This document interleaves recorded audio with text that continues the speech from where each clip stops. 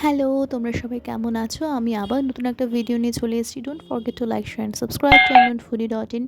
তো তোমরা দেখতেই পাচ্ছ সবিতা রেস্টুরেন্ট থেকে খাবারটা অর্ডার করেছিলাম। তোমরা সুইগি বা জোম্যাটোতে পেয়ে যাবে।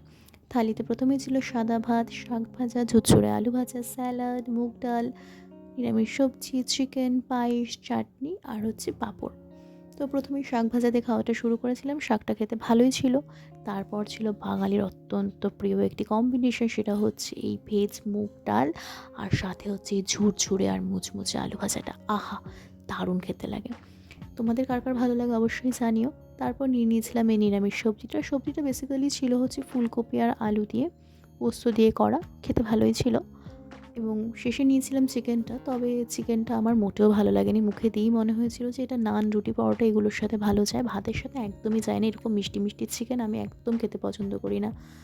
তারপর শেষ পাতে ছিল চাটনি আর পাঁপড় ভাজা। তারপরে খেয়েছিলাম পায়েস। এই টোটাল থালিটাকে আমি 10 এর মধ্যে 7.5 রেট করেছি।